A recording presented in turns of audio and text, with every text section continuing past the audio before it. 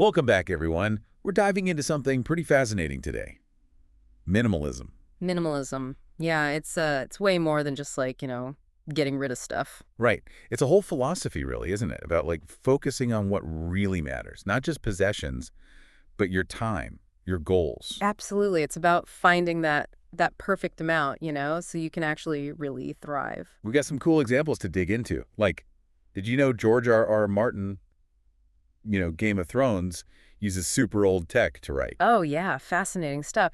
And we'll talk about this grad student who, well, he was struggling to focus online, ended up making an app that went viral. I even tried a minimalist approach with my own website. Got some wild results. But before we get there, let's back up a bit. Why do we want so much stuff anyway? That's the big question, right? Ever heard of the Diderot Effect? I haven't actually. Fill me in. So it's like this chain reaction. You get something new and Amen. it's like dominoes. You need other stuff to go with it. New dress, gotta have the shoes, the earrings. Oh, I totally get that. It's like redecorating one room and suddenly your whole house feels outdated. Exactly. This whole more is better thing takes over. We end up with so much stuff we don't need. Makes you think, are we really choosing what we buy or... Right. Minimalism helps us, take a step back, be more intentional. Instead of always wanting more, it's about being content with what we have, finding joy in it. Yeah, it's a mindset shift. But, a lot of people think minimalism means less success. Isn't more choice usually better? Well, not always. Turns out too many choices can make it harder to choose. The paradox of choice, they call it. Like when you're at the store staring at a million cereal boxes and can't pick one. Exactly. Our brains can only handle so much. Minimalism is about, the power of constraints. Constraints. Yeah. But doesn't that limit us? Not really. It can actually make us more creative, more productive, forces us to focus on what truly matters. Okay, now I'm curious. Got an example for us? Think of George R. Martin, that Game of Thrones guy. Yeah, he's amazing. Those books are so intricate, so detailed. And get this, he writes them on a computer older than some of our listeners. What? No way. What kind of computer is that? A DOS machine. Uses WordStar 4.0. No internet, no fancy features, just him and the words. Wow. He's cutting out all the distractions to really focus on the writing itself. Yeah. A digital detox for his creativity? Exactly. And it's not just him. You've got another one, don't you? I can tell. All right. Let's talk about this grad student, Fred Stutzman. Fred, what's his story? Picture this. 2009, he's working on his thesis at a coffee shop. The classic grad student setup. Coffee, thesis, repeat. Right. But then the coffee shop gets Wi-Fi. Uh-oh. The internet beckons. Big time. Fred can't focus. So being a programmer, he whips up an app, calls it Freedom. Freedom. Yeah, it blocks the internet for a set amount of time. Like a digital timeout. Clever. Right, and it worked for him. But get this, the app took off. Over 500,000 downloads. People really want a way to focus, even if it means limiting themselves. It shows you, right? Sometimes we need those boundaries to do our best work. So we've got authors, students, but what about the rest of us? Can minimalism really help us in everyday life? Absolutely. Even websites can benefit from it, surprisingly enough. Hold on, websites. I actually tried that myself. Remember when I redesigned mine? Yeah, you really simplified things. Got rid of all the clutter sidebars, ads, everything. Focused on the content itself. That was a big change. What made you do it? Honestly, I was overwhelmed by all the noise online. Wanted to make something calmer, more focused. Figured less might actually be more. And what happened? The results blew me away. People spent more time reading, more signed up for emails. Everyone seemed happier. See, minimalism works online too. Less can be so much more. It's crazy. All about cutting the fluff and getting to the heart of things. Okay, so minimalism for success, check. But there's more to it, right? Oh, yeah. Minimalism isn't just about getting things done. It's about a happier life. Even potentially a longer one. Wait, longer. How does that tie in? Well, this New York Times article talked about longevity research. The people who live the longest, they tend to stay engaged with their communities. So it's not just about eating healthy and stuff. There's more to it. Having a purpose, contributing to something bigger than yourself, staying connected. That makes sense. But don't we kind of slow down as we get older? Become more about consuming than creating? Happens a lot, but it doesn't have to. Those who keep creating, keep contributing, they tend to thrive. So how do we change that? How do we bring more creating into our lives? It doesn't have to be big things. It can be. Ooh, gotta take a quick break, but we'll be right back with those tips. We're back and ready to keep this minimalism conversation going. Before the break, we were talking about how it can actually help us live longer, like actually add years to our lives. It's true. And it's not about making these huge changes. Even small things can make a big difference. Okay, so you were about to give us some tips, practical stuff we can actually do. How do we bring more of that creating, that contributing into our lives? Well, think about it this way. Instead of, say, ordering takeout, what if you cooked a meal? Okay, yeah, that makes sense. It's more hands-on, right? Exactly. You're being creative, you're nourishing yourself, and hey, maybe you're even connecting with family or friends over dinner. It's taking something ordinary and like making it more meaningful. Exactly. Or, instead of just watching TV, how about playing a game with your kids, with friends? Being more present, more active. I like it. And instead of that endless social media scroll, maybe write something. A blog post, a journal entry, even a short story. Switching from consuming to creating. Putting our own thoughts and ideas out there. It's all about minimizing those things that drain us and making space for things that energize us. So it's not just about having less stuff. It's about having more time and energy for what matters. Precisely. More time for joy, for connection, for purpose. This is all great, but I'm sure our listeners are wondering, how do I actually do this? Like, where do you even start? You're right. It can feel overwhelming. That's why it helps to break it down. One area where minimalism is super powerful is scheduling. I'm all about a good schedule. Always looking for ways to be more efficient. So what's the minimalist take on that? It's not about cramming everything in. It's about focusing on the essentials. Choose one priority task for each day. Make that your main focus. Wait, just one task. Really, trust me, the power is in the simplicity. When you have that one clear priority, you eliminate decision fatigue.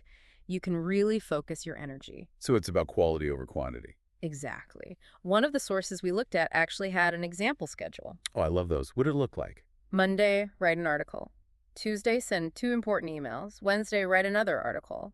Thursday, surprise more writing. And Friday, it was all about reviewing and planning for the week ahead. So it's finding that one key thing each day and building everything else around it. Right. Gives you clarity, gives you focus. Even if other things come up, you know what needs to get done. Definitely less stressful and probably way more productive. Speaking of focus, minimalism can also be a game changer for goal setting. Goal setting.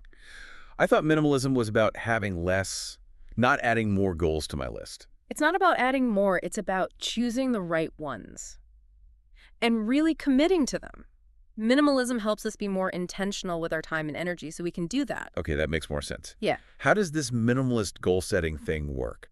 Well, there's this great analogy from Warren Buffett, the investing guru. Yeah, I've heard of He talks about this 20 slot rule. 20 slot? Okay, you've got my attention. Imagine you've got a punch card with only 20 slots. Hmm. Each slot is a major investment choice you get to make in your lifetime. So each one is super valuable because you only get 20. Exactly. You'd be really picky about what you choose, right? You'd only go for the opportunities you truly believe in, the ones that align with your values. Wow. That changes how you think about goals. It's not about doing everything. It's about choosing what really matters. And focusing on those things fully. All right, so we've got minimalist scheduling, minimalist goals. But what about all the stuff? All the things we accumulate. How do we apply minimalism to our buying habits? That's the big one, right? And it's tough because there's always something new to buy, but there are some really practical tips out there. Okay, let's hear. I'm ready to declutter. First step is to reduce our exposure to those triggers that make us want to buy stuff. Triggers. Like what? Think about it. Emails from stores, catalogs in the mail, those targeted ads online that somehow know exactly what you're thinking. Oh man, those ads are dangerous. I've definitely fallen for those before. We all have. So unsubscribe from those emails, opt out of the catalogs, maybe even unfollow those accounts that are always pushing products. That's like putting up a shield against all that consumerism, right? Exactly. Taking control of what we let into our minds. I like that. What else have we got? Be mindful of how new purchases will fit into your current system. System. What do you mean by that? Think about how things work together. If you're buying clothes, do they go with your existing wardrobe?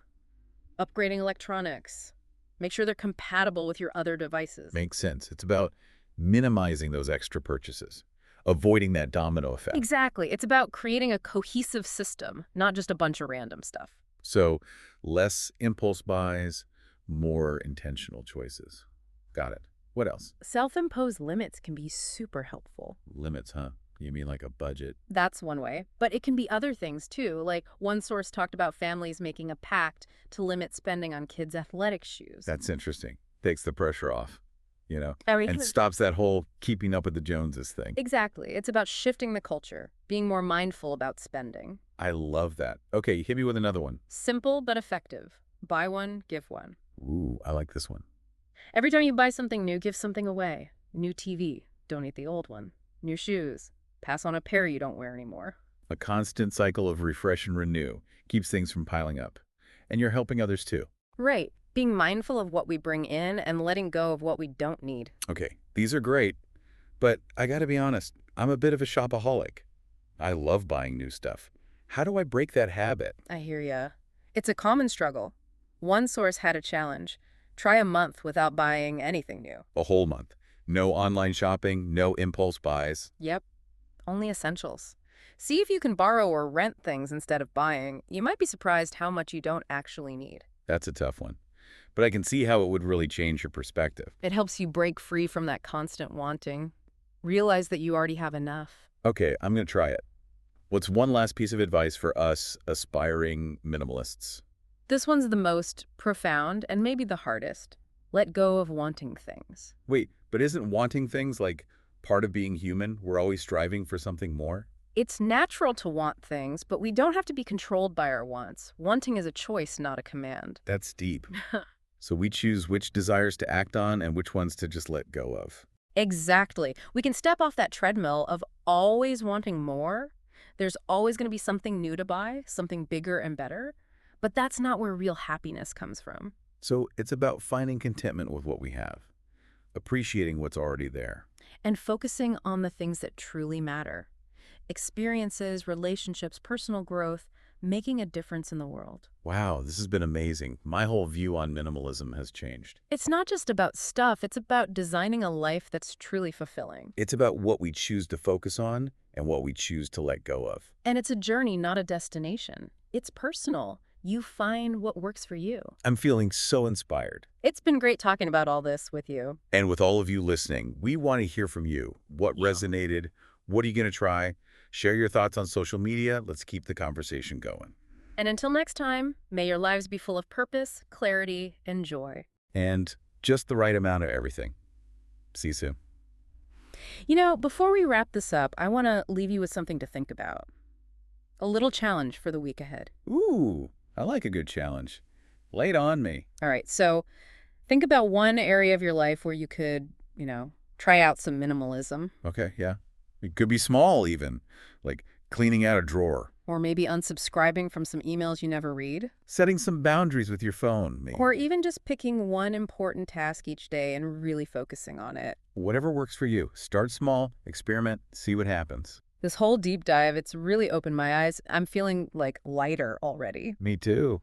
It's been Yeah. great exploring all this. Absolutely. And thanks to all of you listening. Remember, minimalism isn't about depriving yourself. It's about making room for the good stuff, the things that matter. Living a life with purpose, with clarity and joy. Couldn't have said it better myself. And until next time, keep on exploring. There's so much out there to discover. We'll see you soon.